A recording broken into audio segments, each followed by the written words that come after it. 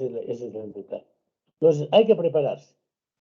Bueno, en cuanto a los accidentes, en general, obedecen en líneas generales a todas estas causales. Accidentes de tránsito, accidentes laborales, o sea, en el trabajo, accidentes deportivos, agresiones por tanto delincuente y casuales, sin querer, queriendo, uno se tropieza, se cae, en fin.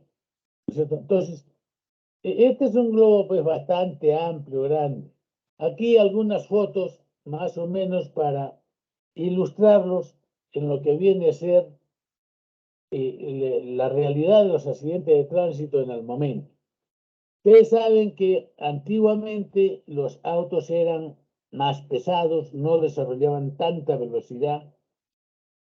Por otro lado, las latas, como se le dice, eran fuertes y entonces un accidente y rogaba pues que el auto quedara en buenas condiciones en muchos casos. Sin embargo, ahora, ¿con qué nos encontramos?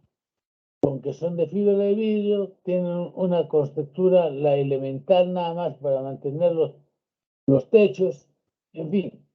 Entonces, un accidente de cierta magnitud va a hacer pues que se este, quede destruido el vehículo. Y obviamente, imagínense qué es lo que va a pasar con los ocupantes. Van a quedar seriamente lesionados o muertos.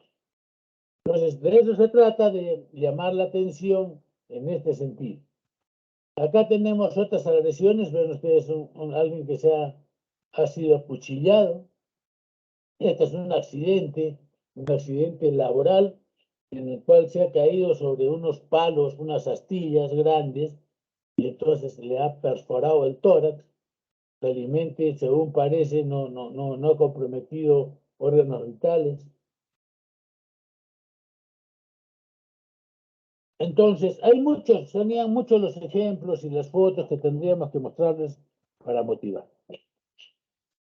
Es importante que ustedes que van a hacer las historias clínicas en algún momento, sea la historia clínica virtual, o sea, en la computadora, o sea, la historia clínica,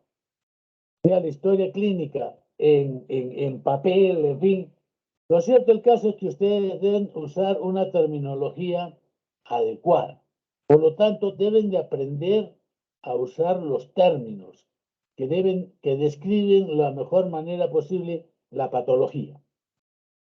Así tenemos que los traumatismos pueden ser abiertos y cerrados en cuanto al tórax. Abierto si es que hay una lesión del tórax y hay comunicación con el medio externo. Y cerrados si es que ha habido un golpe pues importante del tórax, pero no hay orificio, no hay comunicación con el exterior. En cuanto a los abiertos, estos pueden ser penetrantes, o sea que el objeto contundente, sea proyectil, sea como en el otro caso, sea un cuchillo, sea un madero, en fin, ha penetrado, pero no tiene orificio de salida. Eso se llama penetrante. Y el que tiene orificio de entrada y salida, lo ha perforado el tórax. Por lo tanto, se llama una herida perforante. ¿Ah? Y cuando no hay heridas, se llama pues traumatismos cerrados. Ahora, el hecho de que sea abierto o sea cerrado no quiere decir que uno es más grave que el otro y viceversa.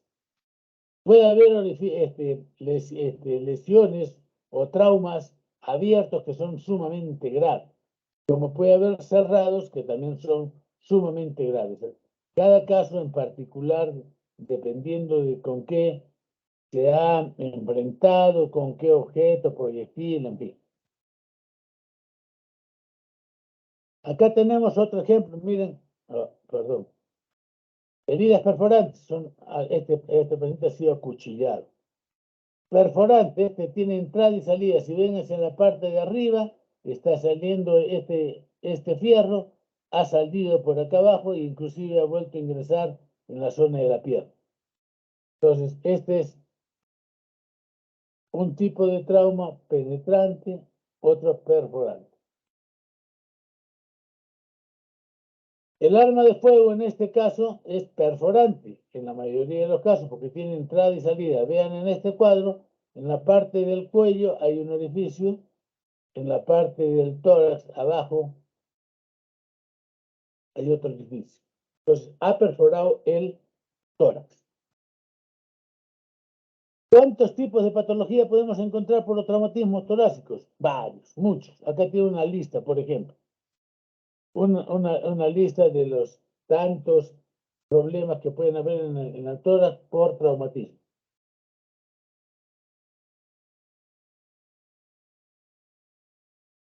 Con fines didácticos, se hace la división o la clasificación en traumatismos torácicos que tengan lesión de los tejidos blandos, en primer lugar, que son los más externos. Luego, fracturas de clavícula, fracturas costales y fracturas de esternón. Si ustedes ven, acá tenemos incluido toda una serie de problemas de la parte externa del tórax. Habrá otros que van a comprometer la parte interna del tórax. Y inclusive, finalmente, pueden haber compromiso hasta de la pared abdominal. En cuanto a las lesiones del tórax, hay lesiones de tejidos blandos, como por ejemplo, pues una escoriación o una efracción importante de tejido que nos puede llevar a necesidad para solucionar, no solamente limpiar la herida, todo ello, va a necesitar de injertos de importantes, que pueden ser grandes inclusive. Las fracturas de clavícula. Cuando hay un trauma se puede fracturar la clavícula. Las clavículas ahora son fáciles de manejar, a no ser que sean fracturas conminutas. La mayoría de ellos es fractura, un trazo fracturario que queda un poco irregular, en fin, pero con ello basta y sobra para que nosotros, yendo hacia el punto final de lo que es una fractura de clavícula, poder indicar si es que finalmente necesita de tratamiento quirúrgico, que son lo menos, o de tratamiento conservador usando pues un vendaje en 8, como se dice, o sea, echado hacia la espalda y de esa manera mantiene la elongación de las clavículas para que queden en su lugar y sí se. ¿No es cierto? Entonces, no hay por qué preocuparse mucho de la fractura de clavícula, lo que sí hay que tener cuidado que no vaya a ser lesión agregada de lo que son cosas de tórax. Las fracturas costales, vamos a ver luego, que es lo más frecuente porque las fracturas, las costillas cubran la gran mayoría de la cavidad torácica y son los que van a recibir pues, el impacto directo, al igual que los tejidos blandos. Entonces puede haber que tengan pues fracturas. Y estas fracturas pueden ser únicas, múltiples, en fin. Puede haber complicaciones adicionales y nos da serios casos en la evolución. Y finalmente la fractura de esternón, ¿no? En cuanto a esta primera parte de los traumatismos de tórax. Cuando hay lesiones especialmente contra el volante, termina por lesionarse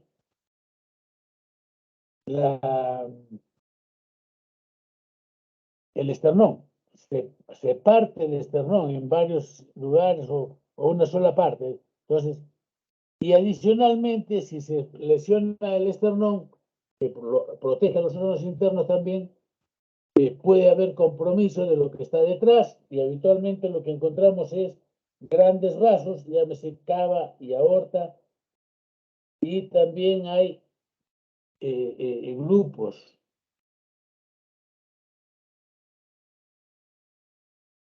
que afecten en realidad al corazón, que afectan a los grandes vasos, aparte del pulmón.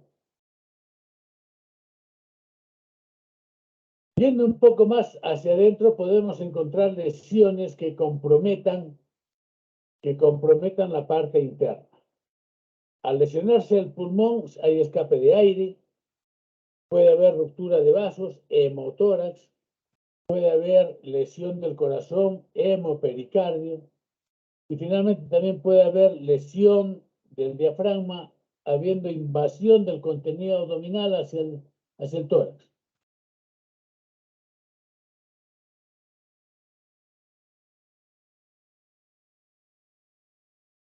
En esta rápida revisión que prácticamente vamos puntualizando, quiero que tengan presente la terminología.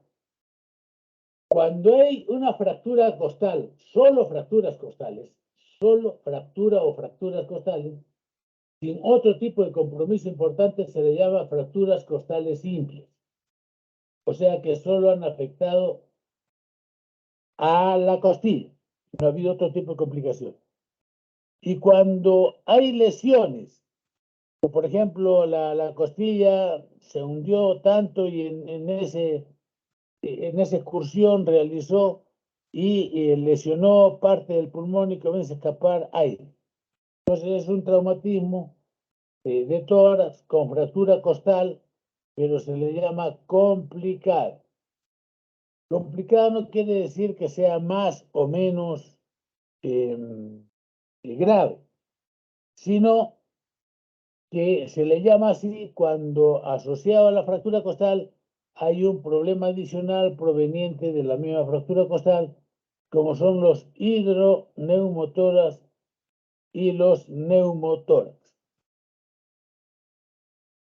Aquí queremos llamar la atención en forma un poquito especial que cuando ustedes tengan y encuentren que haya lesión de la primera costilla, tengan en cuenta que hay que indagar, buscar que no haya lesiones de esa zona o todos los elementos que tenemos en esa zona, en ese pequeño orificio. Entonces, esta lesión de la primera costilla va a contundir, a lesionar los elementos que por allí pasan. ¿Cuáles son? El paquete vasculonervioso, plexo braquial, la subclavia, la arteria subclavia, la vena subclavia. ¿Quieren ir más allá? Podemos encontrar lesiones de la séptima a la décima costilla, o sea, de la parte inferior. Y cuando esto sucede ahí, como ustedes recordarán, la caja torácica le sirve de cobertura o de incisión a los riñones, hígado, ese tipo de cosas. Entonces, cuando encontramos que hay lesiones a este nivel, hay que prestar atención si hay o no lesión abdominal. Acá tenemos una tomografía con reconstrucción costal que permite hacer un diagnóstico fino. Antiguamente, cuando no había radiografía, solamente uno se guiaba por el examen clínico, el examinador tenía que ser un paciente bastante amplio, bastante crítico, ¿no? Para tener muy en cuenta todo esto, si hay o no hay lesión. Pero con la tomografía ya casi no se necesita ser tan especial porque la tomografía pues, nos muestra todas las cosas. ¿Ya? Nos muestra todas las cosas con mucha facilidad y mucha claridad. Como ustedes ven acá, hay dos fisuritas que en una radiografía simple de tórax no la vamos a poder examinar. No la podemos encontrar fácilmente. En cambio acá, como no está desplazada nada, pero claramente se hace el diagnóstico y se observa. ¿Qué se hace cuando hay fracturas costales? El tratamiento. Lo más importante es calmar el dolor. Esta es una imagen que la tenemos de hace muchos años y que cuando había los analgésicos que no eran como ahora tan buenos, tan potentes y se terminaba usando pues analgésicos opioides, entonces terminaban haciendo dependencia. Para evitar eso se buscó cómo hacer un bloqueo costal.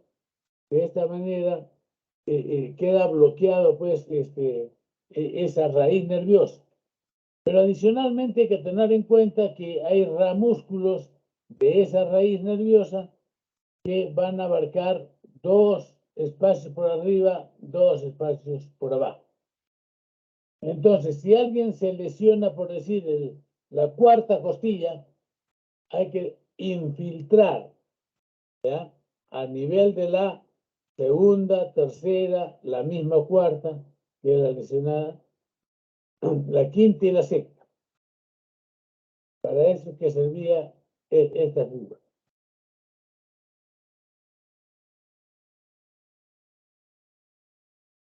Ahora se han desarrollado una serie de aditamentos o osteosíntesis que hacen más fácil que se fijen las costillas. En realidad, este sistema fue ideado para un tema que vamos a ver luego que se llama el tórax defondado o el tórax paradójico. Entonces se fijan las costillas y de esa manera se da fijeza y continuidad para que se siga desarrollando la presión negativa intratorácica. Ustedes ven aquí hay una serie de pequeños modelos. Lamentablemente, más bien después de que se hace este examen,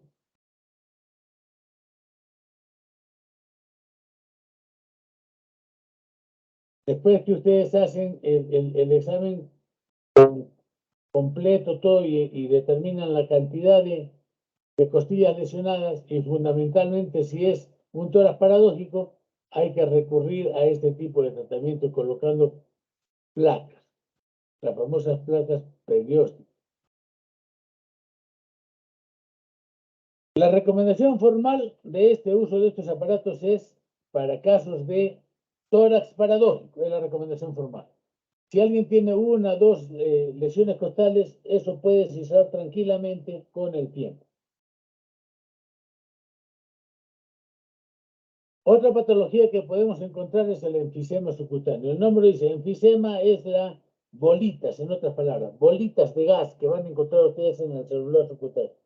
Cuando tengan oportunidades de ver un enfisema o de palpar más que ver, cuando tengan la oportunidad de palpar un enfisema, nunca en la vida se van a olvidar de esa sensación, que son unas bolitas que crujen y que se rompen. Pero es interesante conocer ese tipo de manifestación, ¿cierto? Ahora, esta presencia de aire en el celular subcutáneo no es tan grave, no es tan importante. Puede ser muy aparatoso, como ven ustedes acá. Tremenda cara llena de gas, ¿no? En el celular subcutáneo. Acá vean al palpar el tórax cómo se está introduciendo tremendamente. Aquí en la tomografía se puede ver que esta paciente la ha tomado justo.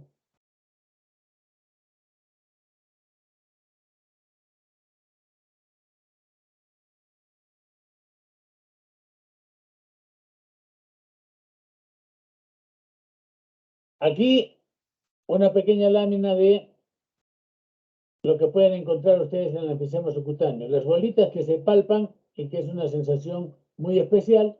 Y el aire puede provenir de la parte interna o también puede provenir de una herida externa y ha ingresado aire. Lo más frecuente es que venga de dentro. A pesar de lo aparatoso, el tratamiento antes decía se colocaba agujas, pero finalmente se ha visto que más bien causan celulitis, de tal manera que la mayor parte de veces se observa. En el peor de los casos se hace una pequeña incisión para que por ahí fugue gas.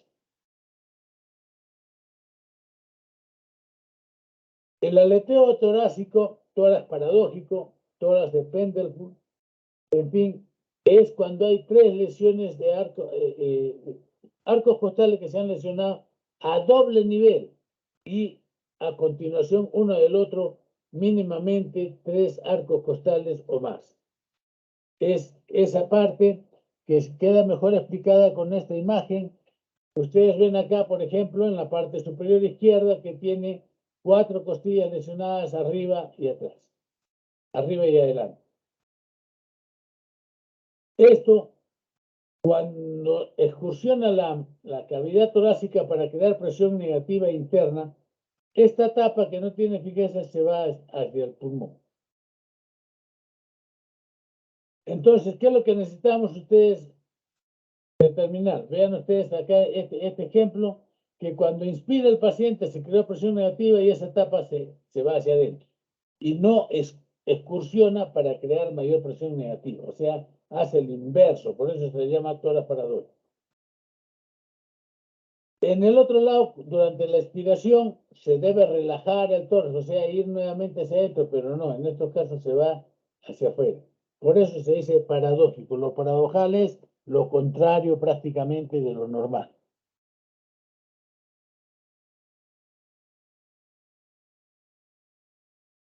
Lo importante aquí, ¿qué cosa es? Si ustedes están en un lugar un poquito lejano para que no haya mucho trastorno de la ventilación, lo que hacen es, le ponen ahí un poco de trapos, gasas, en fin, que compriman y empujen esta parte del tórax que está suelto, lo llevan hacia adentro y luego ponen tiras adhesivas en la parte externa cubriendo ese trapo o esa tela que han usado para mantenerlo hacia adentro.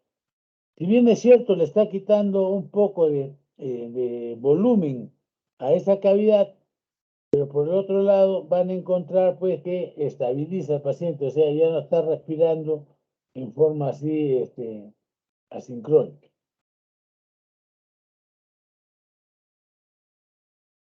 Aquí tiene un ejemplo de muchos años atrás, en la cual se colocaban ahí unos alambres, fijaban esa parte del tórax que quedaba inestable e inclusive lo mantenía en contracción con poleas hacia arriba.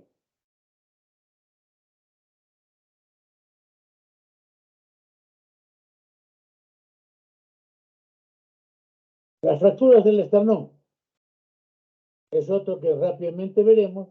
Es un traumatismo severo sobre la cara anterior del tórax y mayormente se producen por lesiones contra el volante en los carros. Por lo tanto, la lesión es fundamentalmente a nivel del cuerpo esternal. Causa bastante dolor, por lo tanto es importante dar muy buenos analgésicos. Acá ven ustedes una tomografía con reconstrucción costal, en la cual ven ustedes que las costillas están bastante bien, pero el esternón se ha partido por la mitad en forma oblicua.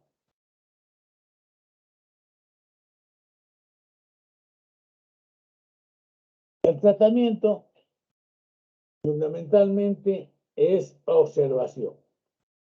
Se torna quirúrgico cuando está doliendo mucho, cuando hay mucho impedimento en cuanto al estacionamiento de los carros.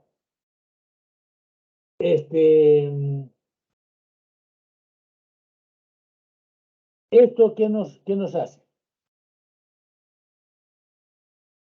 Que lo importante es acá mantener con muy buena terapia analgésica, hacer que haya una buena fisioterapia respiratoria, y en cuanto a la fijación quirúrgica, va a ser necesaria solo en casos muy, muy especiales, muy difíciles. Dentro de los traumas, el de la parte externa del esternón, una parte importante es que se produzca un trauma cardíaco. Ustedes saben, si se golpea contra el pecho comprime hacia atrás, y ¿a quién lo comprime? Al corazón. Y este corazón puede lesionarse, puede romperse un gran vaso, la aorta, puede romperse la misma pared de la aurícula, del ventrículo. Lo agarra en un momento en que está pujando a glotis cerrada, va a hacer que se rompan el pulmón, o que también se rompan válvulas cardíacas, en fin. ¿Ya? Entonces, este listado de patologías podemos encontrar con los traumatismos cardíacos. Si el taponamiento, si hay escape de sangre hacia la cavidad pericárdica, puede llevar a lo que se llama taponamiento cardíaco. Taponamiento cardíaco.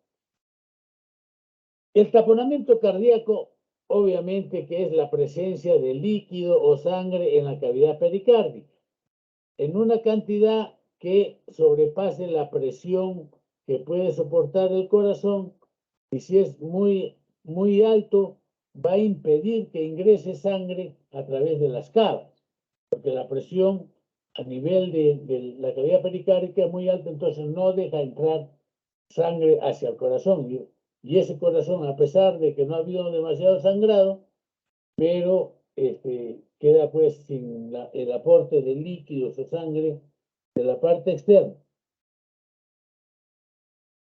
El taponamiento cardíaco en sí no es eso, quisiera que lo graben, lo aprendan. El taponamiento cardíaco grave, severo, no es fundamentalmente la cantidad de líquido que tenga. Es independiente de la cantidad de líquido. Sin duda alguna que, claro, si entre más líquido tenga, mayor seguridad que va a ser un taponamiento cardíaco, pero no es imprescindible. Nosotros vemos personas que han tenido algún trauma así y han sido, digamos, jóvenes, pues, entonces rápidamente se produce un taponamiento cardíaco. ¿Por qué? Porque se comprime y no deja entrar, como lo muestra acá la imagen, no deja entrar sangre a través de la cava, tanto superior como inferior. Entonces, este es un evento fundamentalmente clínico. Alguien puede tener abundante líquido sin llegar al taponamiento.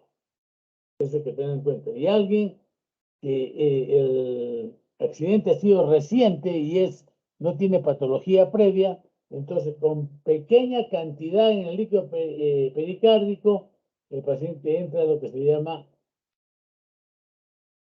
taponamiento cardíaco. Con ello, ¿qué encontramos? Caída del gasto cardíaco, disminución de la presión arterial y se llega al shock cardiogénico. La etiología a grandes rasgos es agudo y en algunos casos ya por añadidura que estamos hablando del tema le ponemos los derrames crónicos. Generalmente en los traumatismos torácicos, obviamente el taponamiento cardíaco es agudo y fundamentalmente se va a sospechar puede que sea sangre el contenido. ¿Cómo solucionar el problema? O sea, el tratamiento. Hay dos modalidades. La pericardiocentesis, aunque esto consiste en, con una aguja, puncionar la cavidad pericárdica y retirar el contenido. De esta manera permitimos que disminuya la presión intrapericárdica y ahí puede regresar la cantidad de sangre suficiente al tórax y ya va batiendo y va manteniendo la presión en forma adecuada. Cuando se tiene que hacer una intervención quirúrgica con esos pacientes, se recomienda que se haga un examen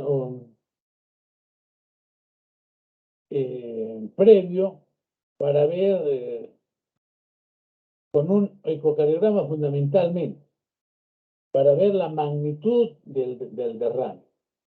Entonces, si este derrame es importante y clínicamente está ocasionando un taponamiento, no se recomienda, o la Sociedad Internacional de Trauma no recomienda que se esté perdiendo haciendo pericardiocentesis y evacuación del contenido. Lo que recomiendan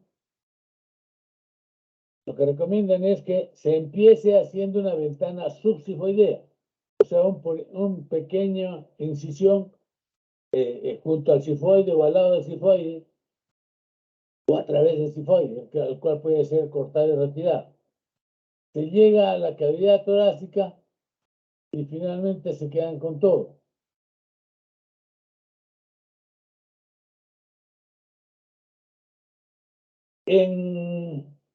Cuando nosotros hacemos la ventana pericárdica, evacuamos y observamos si sigue emanando sangre. Eso nos va a dar a conocer que hay una lesión cardíaca activa. Y entonces, lo único que se hace es ampliar la incisión, hacer una estenotomía media, y ahí sí se va a exponer el corazón para hacer la solución del problema. Aquí tenemos un cuadro de lo que es la pericardiocentesis. como ustedes ven acá en el primer cuadro, con una aguja y perdón, con una jeringa y una aguja un poquito grande que ve y permite llegar a la cavidad pericárdica, dirigiéndola hacia el hombro izquierdo. Es decir, el paciente echado se dirige hacia el hombro izquierdo. Entonces, y un poco en 45 grados sobre el plano horizontal del paciente. Hasta llegar a la cavidad pericárdica, se aspira, se determina, se encuentra normalmente sangre oscura, en fin, que adicionalmente no coagula por esa acción fibrinolítica que tiene el pericardio. Una vez que se ha llegado y se ha colocado ahí, cuando se dispone del equipo adecuado para hacer pericardiocentesis, se coloca en primera intención una guía, luego se produce un dilatador, después del dilatador viene la colocación del catéter en sí, que es un catéter de 14 French con varios orificios. La parte quirúrgica, acá ustedes lo que están viendo es en la parte superior izquierda, ya la incisión ha sido al frente del apéndice sifoide. Ahí vemos que está aperturando al fondo el pericardio para que se evacúe y emane toda la sangre que está ahí comprimida en alta presión. Cuando el problema es serio, se amplía la incisión, se va a la esternotomía convencional y finalmente se cierra la brecha que haya tanto en aurícula, ventrículo, en fin, donde se haya producido la lesión del corazón. Una alternativa, pero que no es muy buena porque no da muchos manejos, es la toracotomía anterior, como muestra en el lado derecho.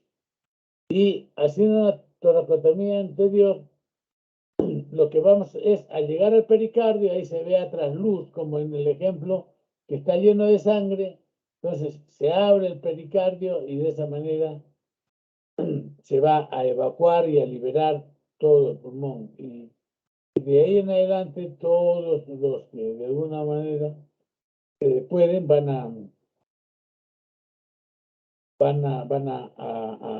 hacer que se solucione el problema.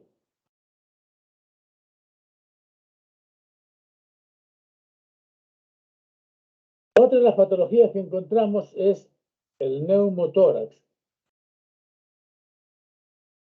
¿Qué es neumotórax?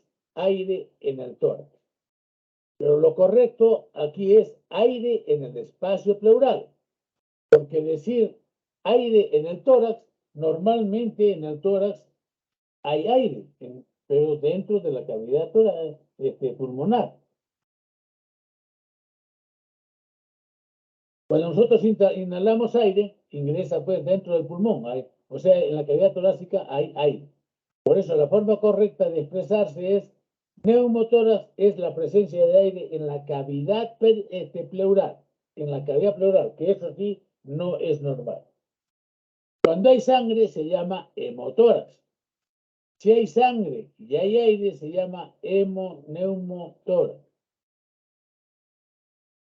Y si es un líquido que todavía está indeterminado, que no sabemos realmente si es inflamatorio, si es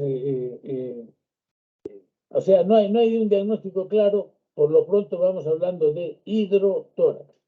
O sea que hay un contenido líquido en el tórax. Entonces, eso a grandes rasgos tenemos lo que es neumotórax, hemotórax e hidrotórax como definición. Hablando un poquito más del neumotórax, es la presencia de aire en la cavidad pleural. Generalmente cuando hay aire, da un dolor referido hacia el hombro del mismo lado. Las causas que pueden hacer que haya neumotórax son variadas.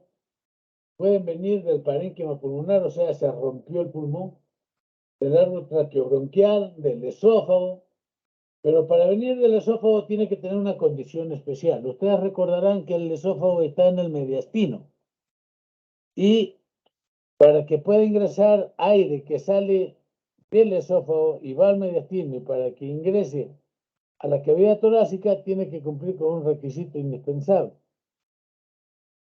que es que la pleura mediastínica esté rota. De esa manera el aire que está en el mediastino se pasa hacia la cavidad pleural y ahí se produce el neumotórax. Cuando tiene ese origen, obviamente. Cuando es del pulmón, es escape de aire del pulmón. También cuando hay lesión de la tráquea o de los bronquios mayores. En algunos casos especiales vamos a encontrar que haya lesiones en los órganos intraabdominales, como una ruptura de víscera hueca, por la cual escapa aire, y este normalmente se va a ir hacia la parte superior. Si el paciente está parado, se va hacia el diafragma, y si está echado, se va hacia la parte anterior. Pero este aire ocasionalmente puede migrar hacia el tórax y puede ocasionar un neumotórax. Bueno, otros casos son cuando ingresa aire presa a través de un orificio de la cavidad torácica, y en algunos casos ya pues va a ser la combinación de muchas de estas patologías. El neumotórax, si nosotros nos quedamos con lo que es la clase exclusivamente, tendríamos que hablar solamente del neumotórax traumático. Si la cosa en buena cuenta no es tan amplia, rápidamente ustedes terminan o acaban. En cuanto al neumotórax espontáneo,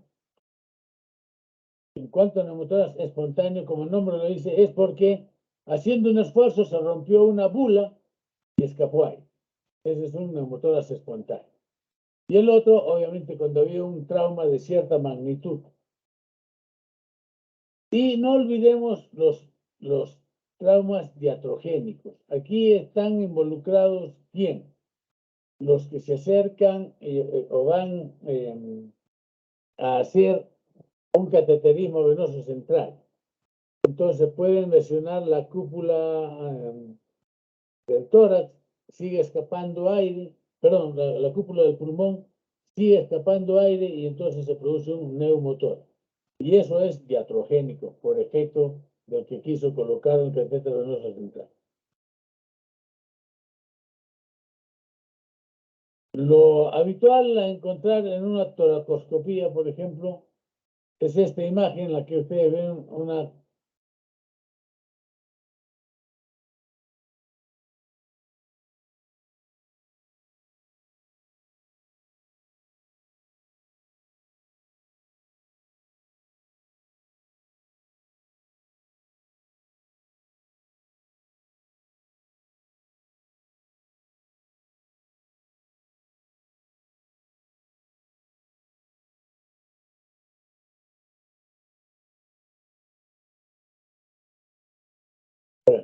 después de este pequeño lapso, vamos a continuar.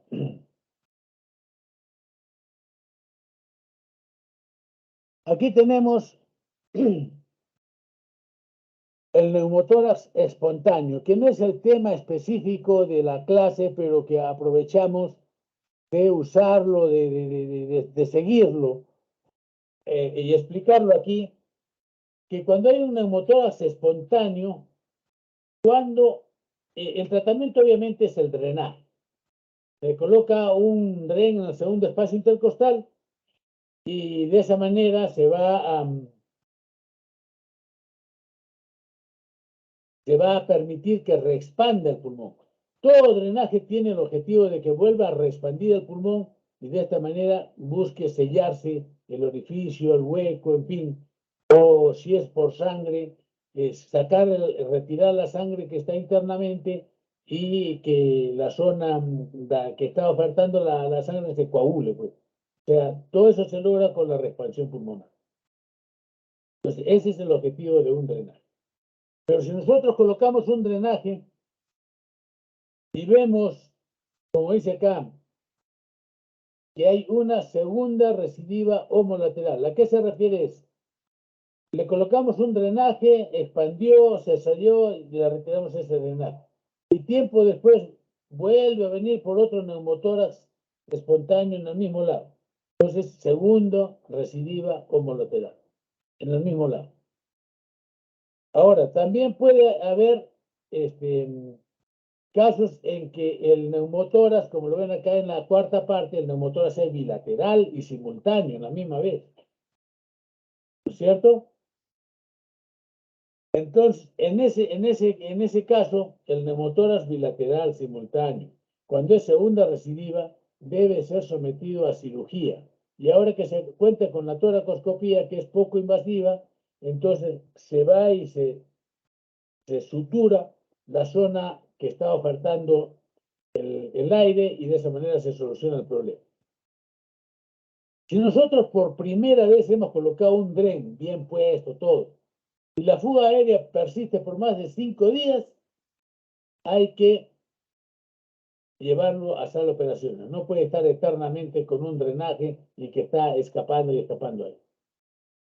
Si un paciente tiene una profesión de riesgo, como por ejemplo el caso de un buzo, es importante que en la primera vez que presente este problema sea operado. ¿Por qué? Por el riesgo de que no voy a esperar la segunda oportunidad como es en el primer caso. No vamos a esperar esa segunda oportunidad porque de repente el buzo no logra salir a la superficie y fallece por insuficiencia respiratoria. Entonces, por seguridad, apenas tenga un evento, ahí se lleva a cirugía. Neumotórax que están complicados, o sea que no expande el pulmón, tengo que operar. Cuando hay, además del neumotórax, hay cantidad de sangre que se ha roto de repente concomitante un vaso, entonces produce un neumotórax, hay que operar. Todas estas son indicaciones de cirugía. Lo que a mí no me queda claro es esto de bulas en radiografía o toracoscopía. Si yo estoy haciendo una toracoscopía y veo que tiene bulas, hay que, de una vez, pues, hay que cerrar, hay que suturarlo, ¿no es cierto? Entonces, esta indicación que está un poquito, no sé, no muy bien explicada en este cuadro, que dicho sea de paso, no es mía, sino que lo hemos tomado de los archivos de neumología de España.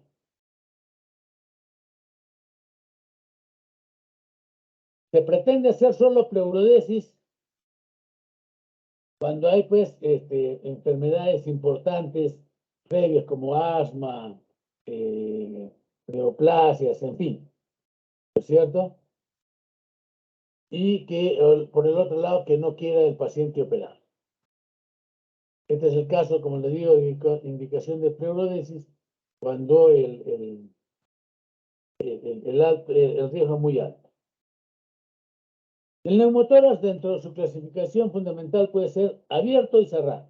Abierto se aplica esta, igual que al comienzo, cuando dijimos que hay solución de continuidad de la parte de la pared torácica.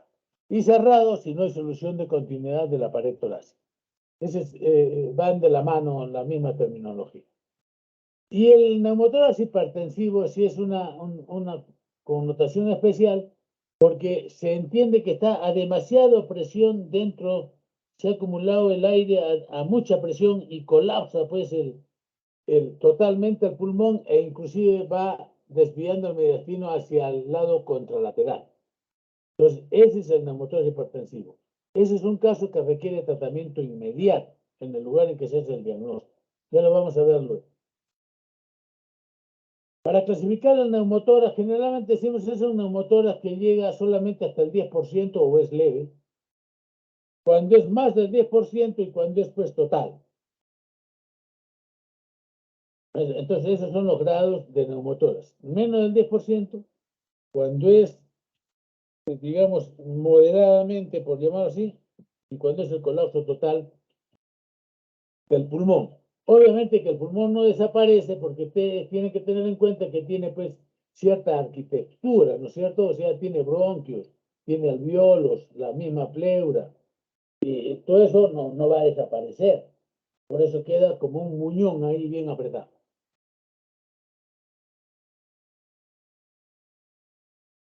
Para clasificar se han ideado algunos ensayos, pero el que más usamos es aquel que cuando es pequeño se calcula que llega a un 10% de lo que es la cavidad torácica de ese lado.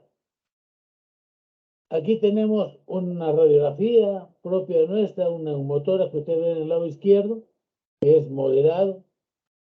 Aquí en esta vemos que es el mismo paciente, tenemos a la derecha del paciente, tenemos un neumotórax total. El muñón está totalmente colapsado. Pero acá, como ustedes aprecian, el mediastino todavía no se ha desviado, por lo tanto, no se considera este caso que sea un neumotórax hipertensivo, sino un neumotórax total, completo. Y aquí a la derecha, que al paciente se le ha colocado su drenaje de tórax, entonces ha logrado expandir al pulmón. Ahí tenemos un ejemplo de un neumotórax total y una expansión pulmonar total. Los neumotórax abiertos, lo fundamental, la respuesta es, si es un neumotórax abierto hay que convertirlo en cerrado. O sea, hay que cerrar el hueco. ¿Cómo? De la mejor manera que puedan. Ya está.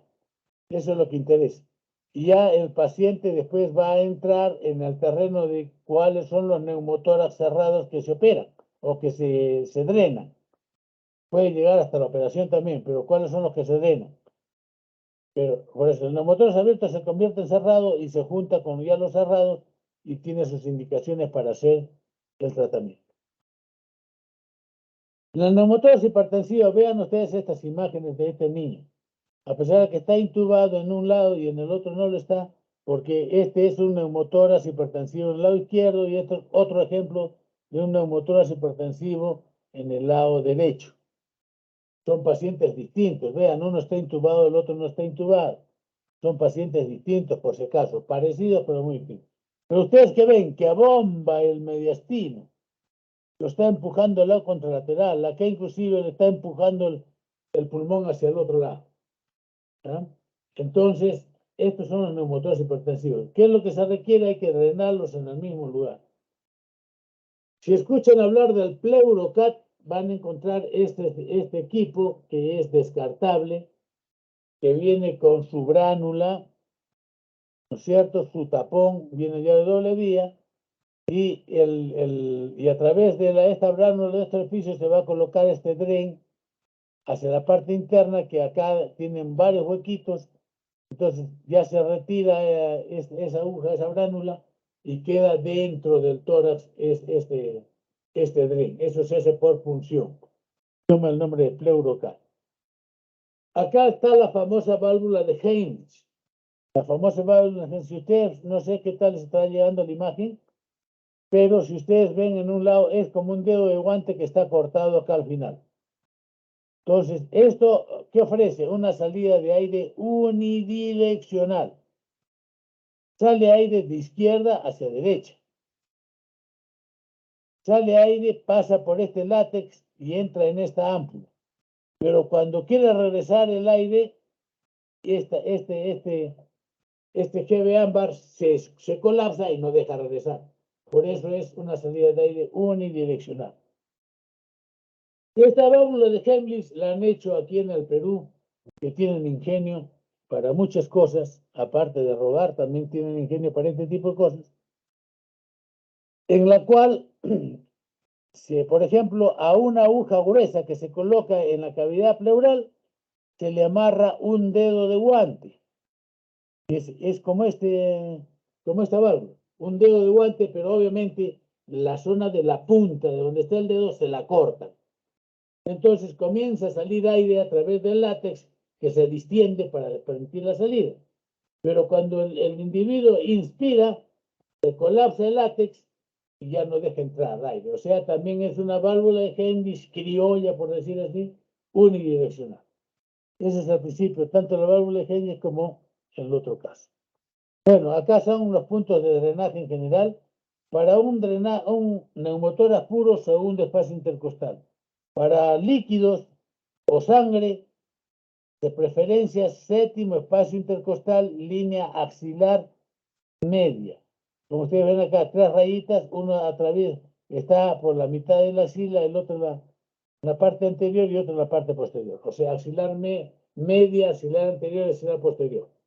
La zona de drenaje, preferentemente séptimo espacio. Y si es muy gordito, se va al sexto o quinto espacio intercostal. Estos son los puntos de drenaje. Aquí esta lámina que es del neumotórax hipertensivo la usamos para lo siguiente. Los que están presentes todavía observen en la parte superior. Durante la inspiración está empujando aire, debía crearse presión negativa, ¿no es cierto? Pero ahí está empujando el mediastino hacia el otro lado. Y presten atención a la imagen de las cavas. En la otra contraparte se relaja el pulmón. ¿Y qué es lo que sucede al empujar este neumotórax, esta parte mediastínica? Doble el mediastino. Entonces, ¿eso qué hace? Que si se dobla por completo las cavas que no tienen mayor arquitectura, no permite la llegada de sangre al corazón y se va a producir paro cardíaco. Y es un paro cardíaco que es muy difícil que revierta. La única manera que revierta es que ustedes rápidamente drenen el aire, se enderezan las cavas y permite pues la llegada de sangre hacia el corazón, entonces ya el corazón tiene otra vez con qué latir. Entonces, esos grandes rasgos, lo que queremos mostrarles en ese sentido.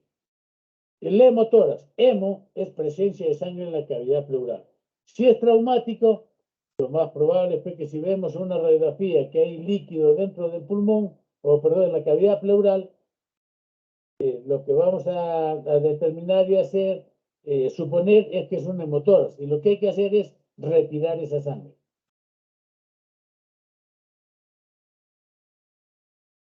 Aquí es, cuando decimos que el hemotórax en general, estamos hablando de causas traumáticas y también mencionamos algunas otras causas que llevan al hemotórax que no vendrían a ser estrictamente el motivo de la clase, porque estamos viendo acá traumatismo torácico. Sin embargo, lo aprovechamos y lo mencionamos, pues, ¿no? Vean ustedes, cáncer de pulmón, cáncer de pleura, defecto de coagulación, cirugía torácica y cardíaca, infarto pulmonar, TBC pulmonar. Son casos que pueden dejar contenido sanguíneo lento o sanguíneo importante en la cavidad pleural.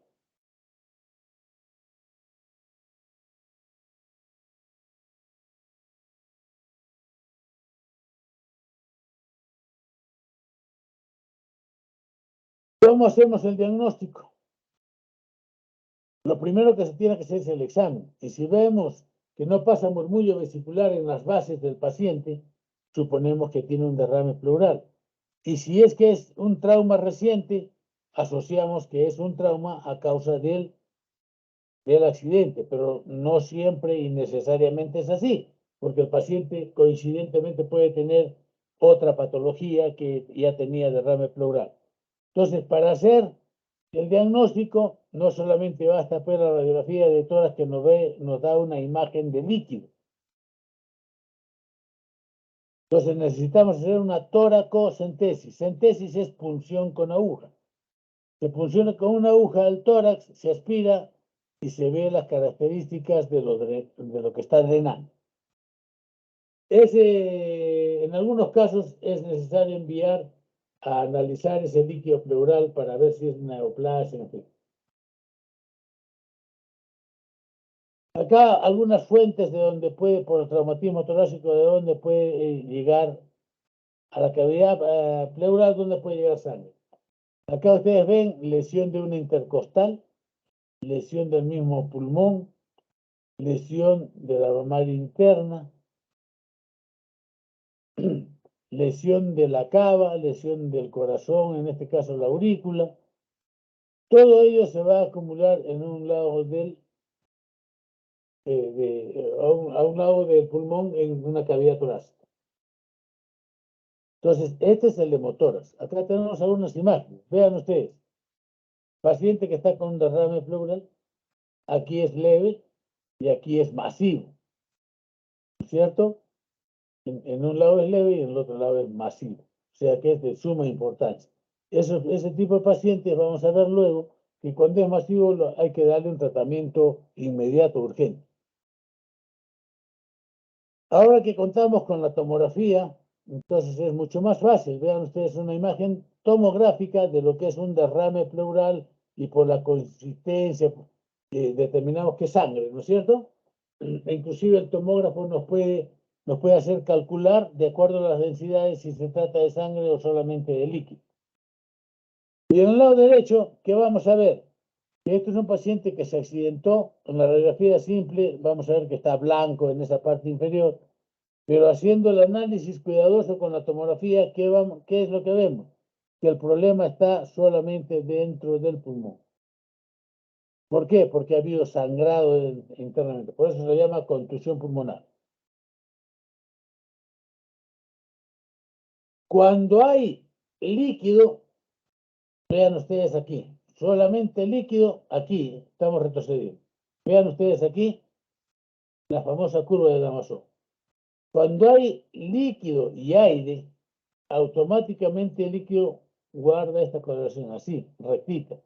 Puede estar involucrado hasta, no sé, pero si nosotros vemos aquí que hay esta línea horizontal así, tengan la seguridad que hay aire y líquido, hay una interfaz aire y líquido. En otras condiciones haría la imagen anterior, que es la famosa curva de Damasó.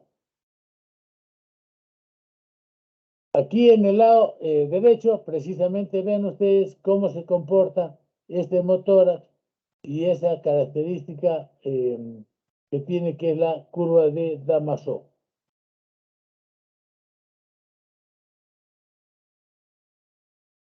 Cuando tenemos hemotórax traumático, que estamos hablando en este caso, hay dos escuelas.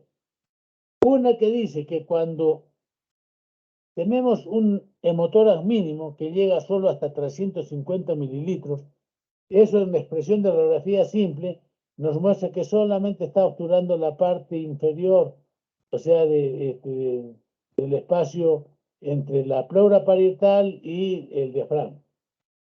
Pero entonces eso se produce un pequeño borramiento en la radiografía simple. Y a la justa se está borrando, pero todavía aparece el diafragma. Pues ese es un hemotórax leve, menos de 350 mililitros. Si ya la cantidad es mayor, obviamente supera el diafragma, y lo que vamos a entender es un hemotórax moderado. ¿Qué es lo que se recomienda colocar? Un dren de aproximadamente 1 centímetro de diámetro con varios huequitos o fenestras, para luego evacuar esta sangre. Y obviamente todo drenaje va a un sello de agua, va a un frasco con sello de agua. Cuando tengan cuidado acá, cuando el hemotórax es masivo y el accidente ha sido reciente, no muchas horas, entonces presumimos que hay un sangrado muy importante a este nivel. Entonces, lo que se recomienda es no estar esperando, sino inmediatamente llevarlos a la operación. Aquí tengan en cuenta, no está indicado colocar 2 drenes para sacar una buena cantidad de sangre, porque si en el peor de los casos está sangrando en forma activa, entonces el hecho que coloque 2 drenes está bien, me ayuda a evacuar, pero eso no me va a controlar el problema. Entonces, esta imagen de 2 drenes la dejan de lado, no pertenece a nosotros. Acá tienen un ejemplo de un paciente que por proyectil ha sido perforado y finalmente está con su frasco de drenaje. ¿Cuándo se llega o hay necesidad de llegar a hacer la toracotomía o toracoscopía, o sea, el acto quirúrgico en pacientes con trauma de tórax? En primer lugar, si es que encontramos que el paciente está muy inestable y no se le puede controlar, tenemos que asumir pues, que hay sangrado, aunque sea en otro nivel. Por lo tanto, hasta sin permiso, sin nada, uno recurre a donde está el paciente. Los signos vitales van a estar inestables. Ahora, una vez que se coloque el drenaje y lo drenado sea más de 1,5 litros, se recomienda que se considere la posibilidad de toracotomía, tomando en cuenta fundamentalmente el tiempo transcurrido.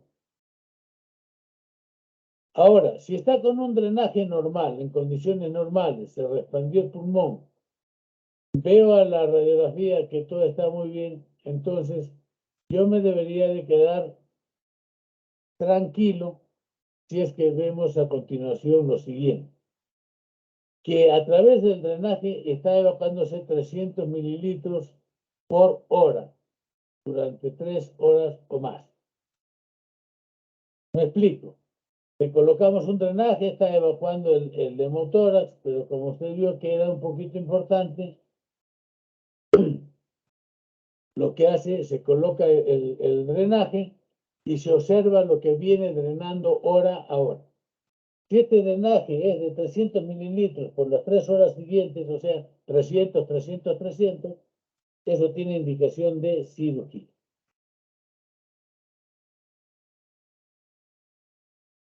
Otra de las razones también es cuando al evacuar la sangre queda un coágulo organizado ahí, entonces hay que operar o hacer toracoscopía por lo menos para evacuar ese contenido que se va a solidificar ahí y lo que es peor, puede ser asiento de infección.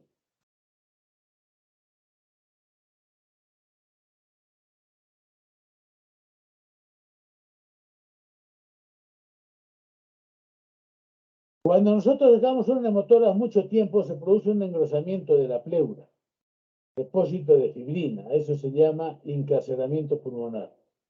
En algunos casos, que se ha evacuado, queda el coágulo o queda con falta de expansión del pulmón.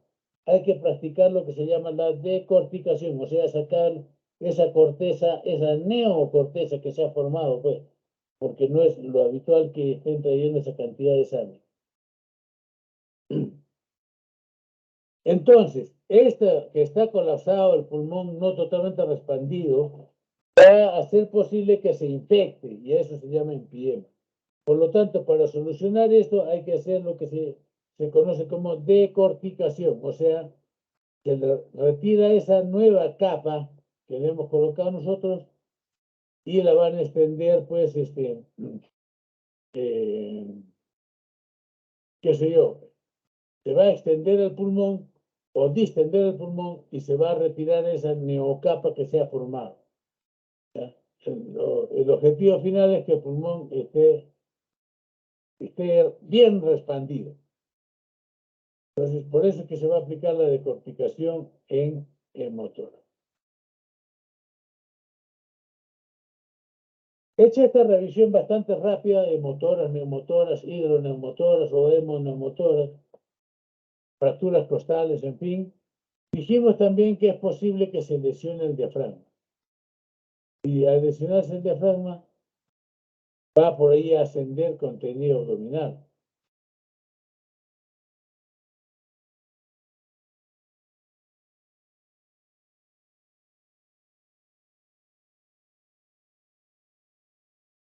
Bueno, hay que tener cuidado aquí. Mire, vean ustedes la imagen en el lado izquierdo para identificar bien qué es contenido abdominal el que está arriba.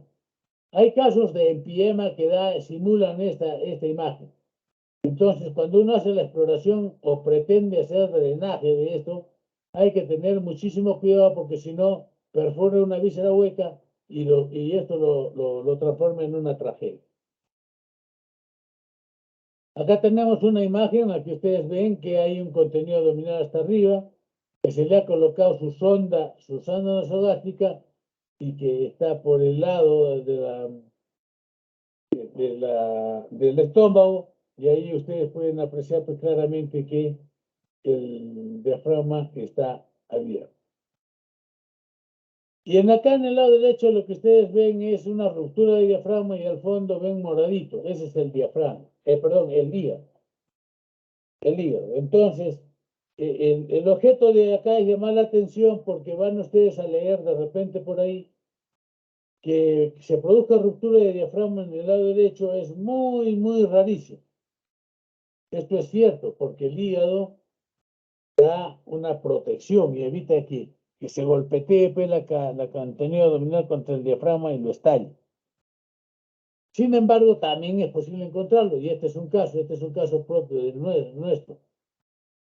Acá tienen un caso en que ven abajo el hígado y el orificio.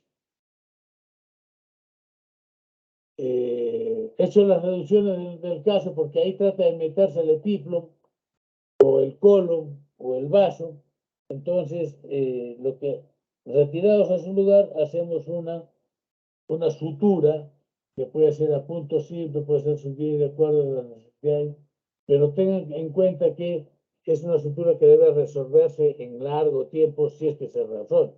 O mejor usar una sutura poco absorbible para que dure en el tiempo. Bueno, de esta manera hemos hecho una revisión un poquito rápida de toda esta patología.